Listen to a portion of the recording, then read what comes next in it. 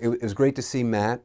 Matt's a 38-year-old guy who did a transplant with me about 5 years ago. He did a single follicular unit excision procedure, has had real good results, has done a lot to maintain what he has, but the transplant has grown in and looks very natural. If I could go back to around 20 years old, I would say midway through college is when I started to notice some thinning, some recession. I knew there was no quick fix. There was no magical cure. And I really didn't know much about surgery at the time either. So I knew there were ways that I could address it, but I guess I wasn't too concerned at the time. I figured, how bad can it get? I have some time. And I think where my mind was, I kept thinking there'll be some new advancement, things will improve. So it bothered me, but not to the point where it was, kind of like, I don't want to say paralyzing, but like it didn't eat away at me that much. I figured, I'll figure it out. As time goes by, there'll be options for me.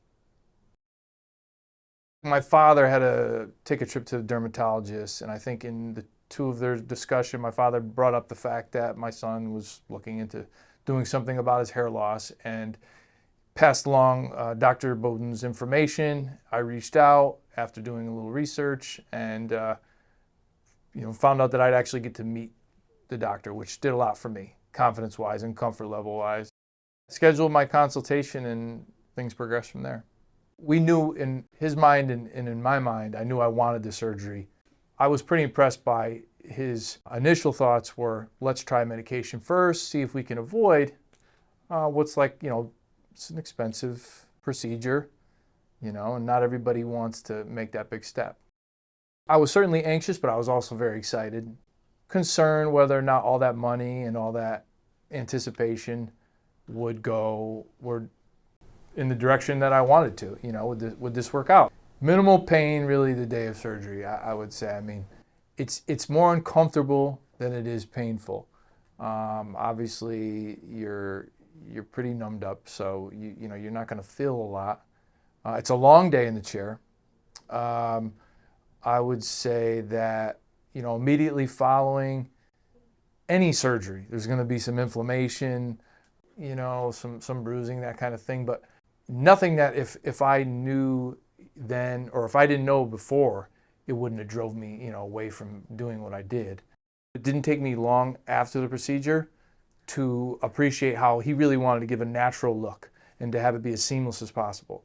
And I think that's probably biggest people's concern. Am I going to undergo the procedure and then have everybody look at me and think, that's something strange is going on there. I can't really tell what it is, but something is different. This is very natural. It's very seamless, so to speak. So I think that's also something to keep in mind. I got the surgery in February. I think by June, you could really start to tell that things were taking off a little bit. So it was right at that 6-month mark. Things really do take off. You're able to wear your hair a little differently. You're able to grow it a little longer. So things start to get interesting.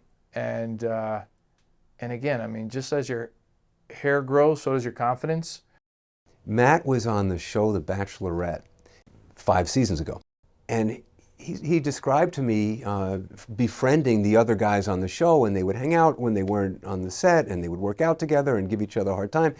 And it was a great story because he told me, over the course of the 3 or 4 months that he was on the show, the guys would say to him, Matt, what's going on? Your hair is getting thicker. So his hair was growing in over the course of his filming. And if you go back to those, the early episodes, he had less hair than when he was on the show by the 4th month.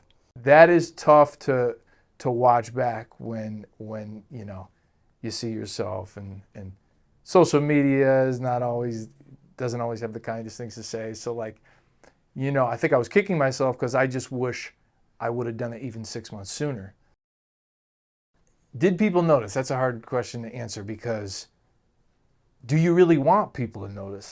I think what you want is you hope for this seamless progression that nobody really picks up on, but you can see for yourself, your confidence is restored, and then you do get compliments. You're wearing your hair longer, you've done something different, But people can't really place their finger on it. But that is almost, I think, the reaction people are hoping for.